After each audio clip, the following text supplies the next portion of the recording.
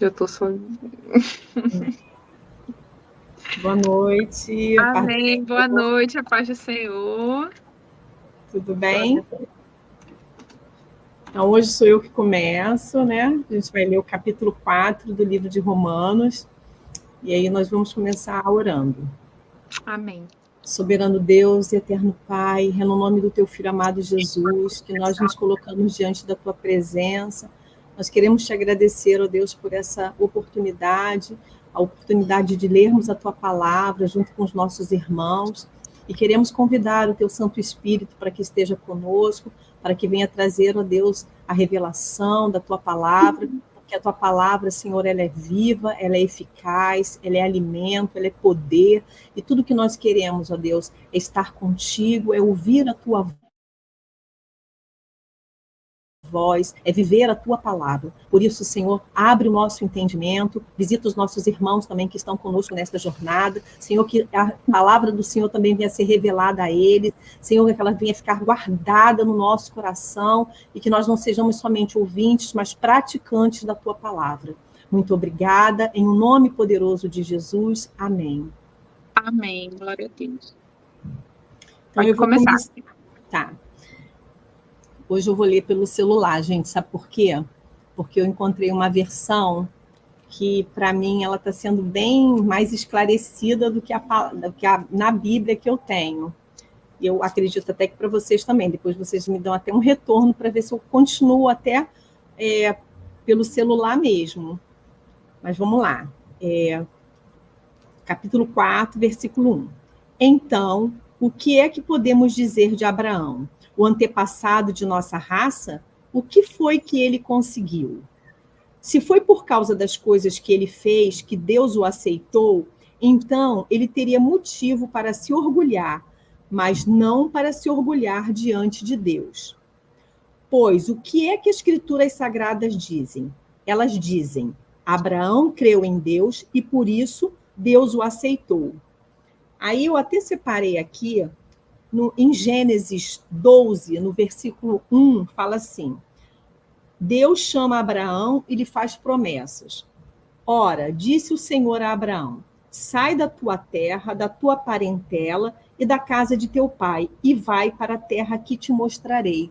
Então a gente já vê logo nesse primeiro momento aqui que Abraão creu. Ele simplesmente creu, né? O Senhor chamou e ele foi lá e obedeceu. Então a gente já vê por isso que ele é chamado pai da fé, né? Porque é o primeiro e sem questionar. Ele tinha 75 anos e ele sai lá da terra do pai dele, lá do Ur dos Caldeus, e vai para onde o Senhor vai mostrar ainda. Na verdade, ele nem sabia, mas o Senhor ainda mostraria a ele qual seria o local que ele deveria ir, né? Ele e a sua esposa, e logo depois veio o seu sobrinho também foi junto. E aí, continuando, ele diz assim, repetiu 3, só para ficar mais claro. Pois é o que as Escrituras Sagradas dizem, elas dizem, Abraão creu em Deus e por isso Deus o aceitou. O salário que o trabalhador recebe não é um presente, mas é o pagamento a que ele tem direito por causa do trabalho que fez. Então, se a pessoa trabalha, a pessoa vai receber, não tem mérito nenhum. Porém, a pessoa que não põe a sua esperança nas coisas que faz, mas simplesmente crê em Deus, é a fé dessa pessoa que faz com que ela seja aceita por Deus, o Deus que trata o culpado como se ele fosse inocente. Então, aqui, falando sobre isso, é porque, assim, quando você coloca confiança no teu trabalho, na tua força, você não está tendo fé em Deus.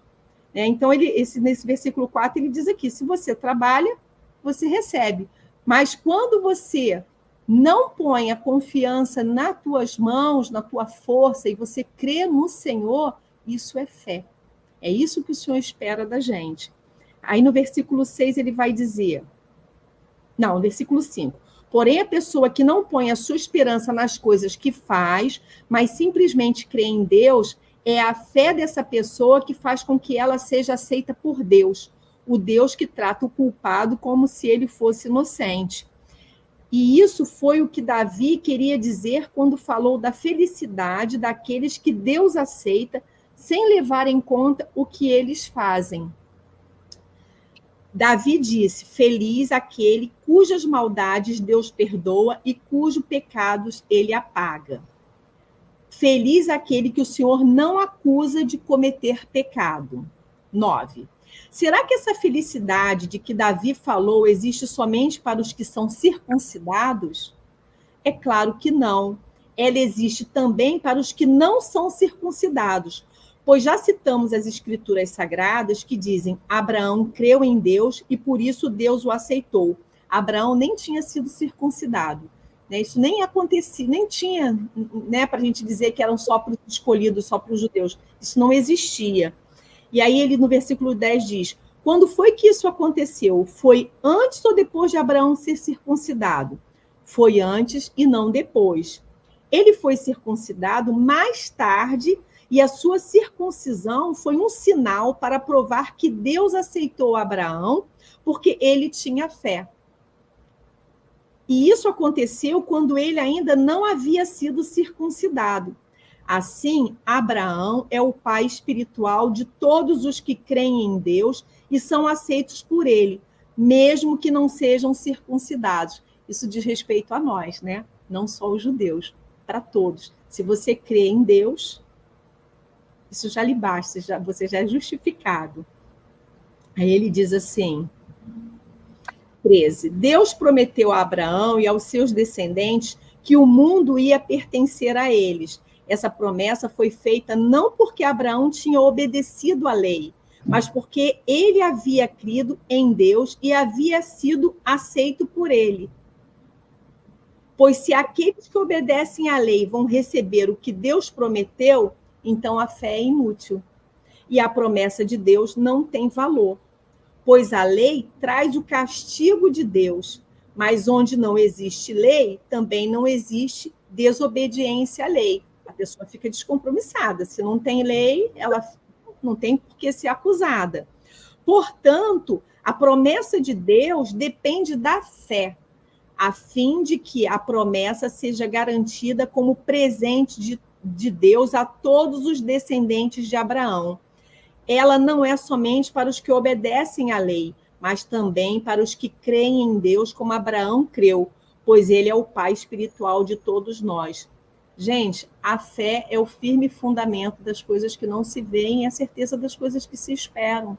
Então, assim, quer seguir a Cristo, quer ser servo de Deus, tem que ter fé, sabe? A fé é que vai mover as mãos do Senhor, né? A gente tem a fé move montanhas, mas é uma verdade. E fé na palavra, fé na promessa, fé em Deus, fé em Cristo.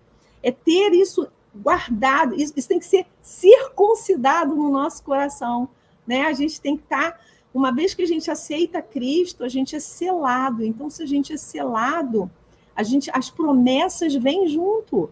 E quando você, então, ainda morreu, né, passa pelo batismo e que você volta, né, que você sai das águas, você recebe tudo junto, você é uma nova pessoa. Então, você recebe as promessas, elas são suas, elas já foram conquistadas na cruz do Calvário.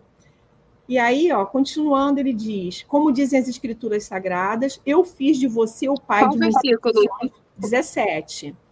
Eu fiz de você o pai de muitas nações, assim a promessa depende de Deus, em que Abraão creu, o Deus que ressuscita os mortos e faz com que exista o que não existia.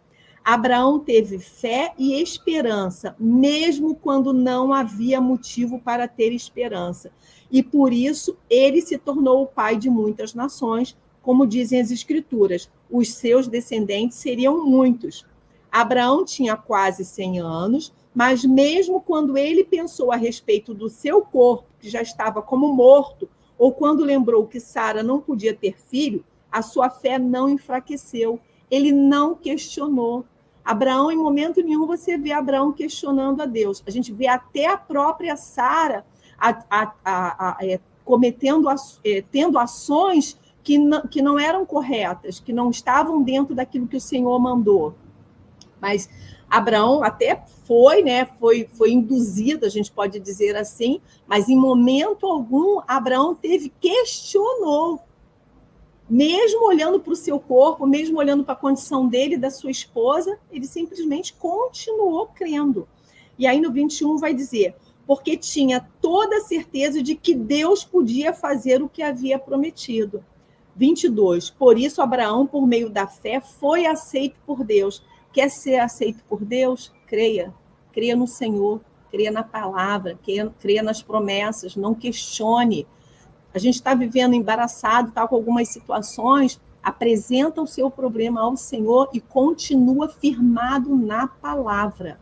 Sabe, a gente às vezes passa por algumas situações e a gente ouve muito isso, né? Ah, vou falar com fulano, vou pedir o pastor. Não, com certeza o pastor vai nos ouvir, vai nos dar uma palavra, mas nesse momento também, principalmente, o Senhor quer falar conosco. Então, vai para o teu quarto, vai para o teu secreto, chama o Senhor, lê a palavra, lê as promessas, porque as promessas, elas renovam as nossas forças, elas renovam a nossa alegria, elas renovam a nossa esperança. E aí, quando a gente sai desse secreto, que a gente já apresentou ao Senhor, a gente já é outra pessoa.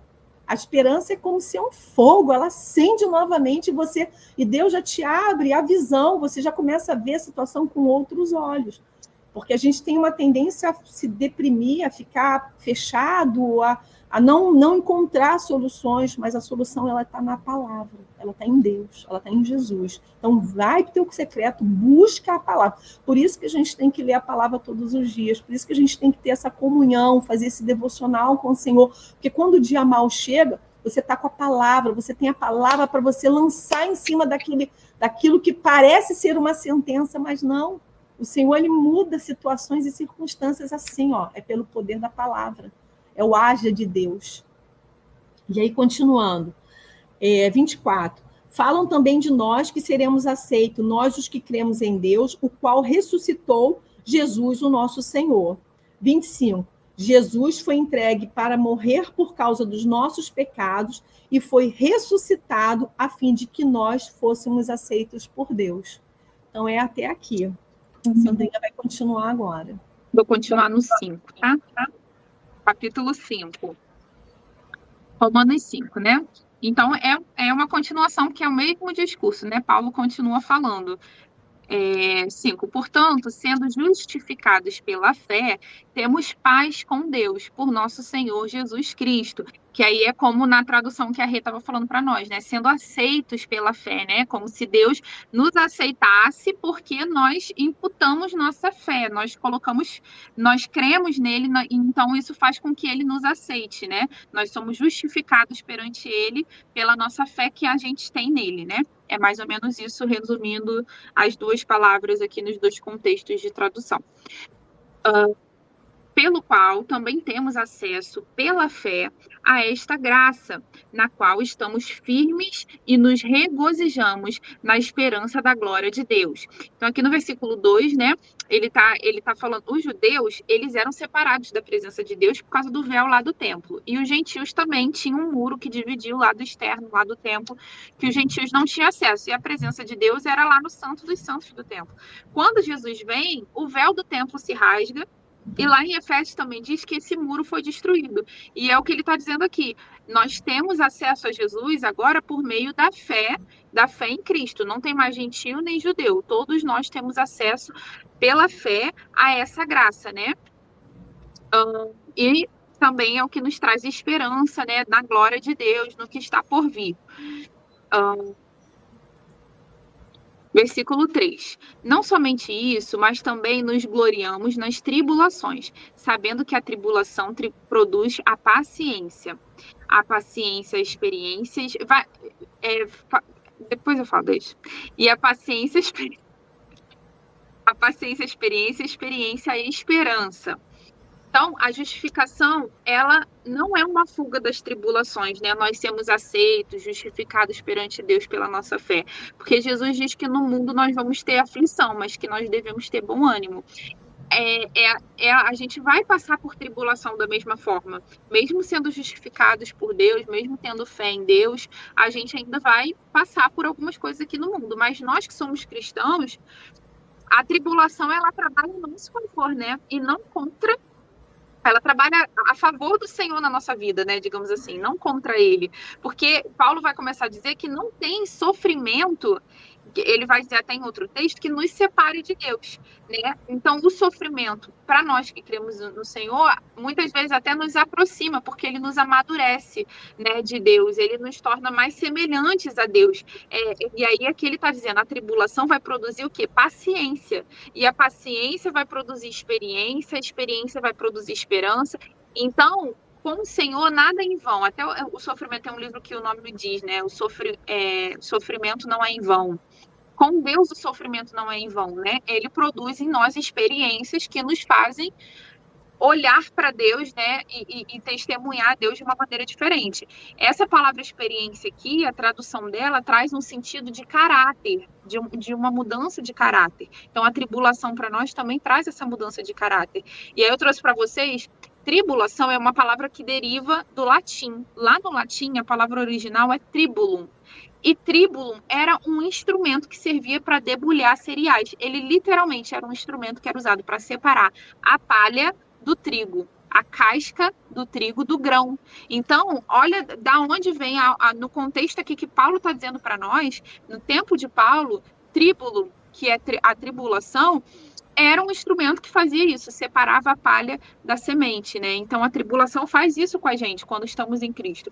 Ela separa a essência daquilo que não serve, daquilo que tem que ser jogado fora, né? Nos faz crescer, nos faz ter mais maturidade em Deus. Então, 4, né? Paciência produz a experiência a esperança. 5, e a esperança não nos envergonha, porque o amor de Deus está derramado em nossos corações pelo Espírito Santo que é dado a nós. Porque estando nós ainda sem força, Cristo, a seu tempo, morreu pelos ímpios, pois dificilmente alguém morrerá por um homem justo. Talvez alguém ouse morrer por um homem bom. Mas Deus demonstra seu amor para conosco em que, sendo nós ainda pecadores, Cristo morreu por nós. Portanto, muito mais agora, tendo sido justificados pelo sangue, nós seremos salvos da ira por ele. Então, ele está dizendo isso aqui, né? Que ele nos amou, ele morreu por nós, mesmo quando a gente ainda não era merecedor, quando a gente era pecador, que hoje... Ninguém morre por alguém justo. É difícil até a gente dar a nossa vida no lugar de alguém que é bom, né? Mas ainda é algo que dá para pensar, né? Você morrer no lugar de alguém, tentar salvar alguém, né? E em troca você acaba perdendo sua vida. Mas Jesus não, ele deu sua vida em prol de um povo que era pecador, que era injusto, porque é o que o Paulo está dizendo lá desde o primeiro versículo, que o homem, na sua essência, depois do pecado, depois de Adão e Eva, ele é injusto, ele é mau, ele é pecador. Mas Deus teve misericórdia de nós quando a gente ainda estava nesse lugar de pecador, né? De injusto, de não merecer. Então, quando a gente aceita, né, esse sacrifício de Jesus por nós, o sangue que ele derramou na cruz, não tem mais, a gente não tem dívida para que a ira de Deus venha sobre nós, né? A ira de Deus deixa de estar sobre nós, porque nós somos justificados pela fé que temos em Cristo, que também é, né, através do sangue dele que foi derramado na cruz. A gente passa, né, a estar dentro dessa promessa, dessa herança. E aí a ira do Senhor não nos alcança nesse caso. 10. Porque se nós, sendo inimigos, fomos reconciliados com Deus pela morte do seu Filho, muito mais, tendo sido reconciliados, seremos salvos pela sua vida. E não somente isso, mas também nos regozijamos em Deus por nosso Senhor Jesus Cristo, pelo qual agora recebemos a reconciliação. Falou alguma coisa? Não, né? Acho que é o eco da minha voz, né? Então, aqui, essa reconciliação é mesmo a restauração da comunhão com Deus, né? Que o homem perdeu lá no Éden. Agora, através de Jesus Cristo, nós restauramos, né, esse relacionamento com Deus. Nós temos esse relacionamento restaurado. 12. Portanto, como por um homem o pecado entrou no mundo, que é Adão, que ele está dizendo, né? E pelo pecado a morte, assim também a morte passou a todos os homens, porque todos pecaram. Então, por Adão, né, o pecado e a morte também entraram no mundo, e foi repassada a toda a humanidade, porque é como nós somos descendentes, né? Como se viesse no nosso DNA desde o primeiro homem que foi Adão, nós somos, né, viemos dele, então é essa linha de raciocínio. 13. Porque até a lei o pecado estava no mundo, mas o pecado não é imputado quando não há lei. No entanto, a morte reinou desde Adão até Moisés, até mesmo sobre aqueles que não tinham pecado, à semelhança da transgressão de Adão, o qual é a figura daquele que havia de vir. Ele está explicando aqui que nesse período, antes de Moisés, né, porque a lei só foi dada depois de Moisés, não havia pecado, porque é a lei que mostra para o homem que ele está em pecado, né? Então o homem não tinha essa consciência do pecado, né? Mas a morte estava reinando, porque Adão pecou, ele foi desobediente, e através do pecado de Adão, a morte também entrou na humanidade, tanto que os homens viviam e morriam desde Adão até Moisés. Ninguém tinha vida eterna, Adão não viveu até a vinda de Moisés, até a vinda da lei em Moisés, né? Então, o homem não tinha essa consciência de pecado, mas a morte prevalecia. O pecado teve consequência, o homem morria. A gente já vivia, a humanidade, né, já vivia a consequência daquele pecado de Adão. E aí Moisés foi dada a lei, né, quando, né, passa a ter essa consciência, a lei mostra que é pecado, né? E, amém, eu vou continuar aqui. 15. Mas o dom gratuito também não é como a transgressão, porque se pela transgressão de um morreram muitos, muito mais abundou a graça de Deus para os muitos, e o dom pela graça de um homem que é Jesus. Então ele está dizendo aqui, foi por causa de um homem que o pecado entrou no mundo e atingiu muitos. Muitos homens se tornaram também pecadores porque descenderam de Adão. Mas também foi por um só homem, que foi Jesus, que a graça entrou. Então, e também alcançou muitos, porque é só crer em Jesus que você é justificado, que você tem acesso a essa graça, né? Então, também através do sacrifício de Jesus, né, de ter vivido sem pecado, né, sem transgressão, quando a gente aceita o que Jesus fez por nós, nós também entramos, né, nessa promessa, né, fazemos parte dessa aliança. Não foi assim o dom como transgressão, só por um só que pecou, porque o juízo veio por uma transgressão, para a condenação, mas o dom gratuito veio de muitas transgressões para a justificação. Porque se pela transgressão de um homem a morte reinou por meio de um, muito mais os que recebem a abundância da graça e o dom da justiça reinarão em vida por meio de um, Jesus Cristo. Portanto, assim como pela transgressão de um veio o juízo sobre todos os homens para condenação, assim também pela justiça de um veio o dom gratuito sobre todos os homens para justificação. Esses versículos, o que Paulo está dizendo? Está fazendo uma comparação entre Adão e entre Jesus, né? Em Jesus, nós ganhamos muito mais do que nós perdemos com Adão, né? Porque nós ganhamos o dom da graça, nós ganhamos a vida eterna, nós ganhamos a justificação. Jesus nos deu muito mais.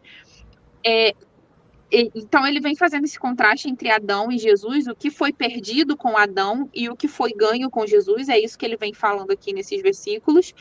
E Adão, ele recebeu um domínio sobre a antiga criação, né? Quando Deus criou o mundo, botou Adão lá no jardim e deu domínio a ele sobre todos os animais, sobre aquele jardim. Então, quando ele peca e desobedece, naquele contexto, ele perde o reino dele, ele é expulso do jardim e ele perde o poder de dominar sobre toda criatura que estava ali.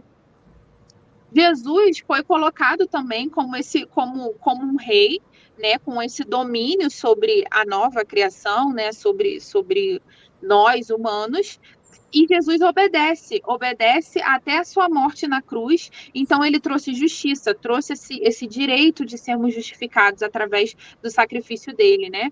Jesus, ele reverteu todos os danos que Adão fez e também nos tornou filhos de Deus. Então, nós ganhamos muito mais com Jesus do que perdemos com Adão. Mas é aquilo, como vem falando desde o capítulo anterior que a Renata leu, é através da fé. Se você não tem fé em Deus e não tem fé que Jesus é filho de Deus, que Jesus morreu na cruz, que o sangue dele nos justifica, você não toma posse dessa herança, você não faz parte desse povo que vai ser salvo, né? Desse povo redimido pelo sangue de Jesus. Você continua sendo ímpio e pecador, fazendo parte lá da geração de Adão, que é o que Paulo falou lá no capítulo 3, no capítulo 2, que a gente leu nos dias anteriores.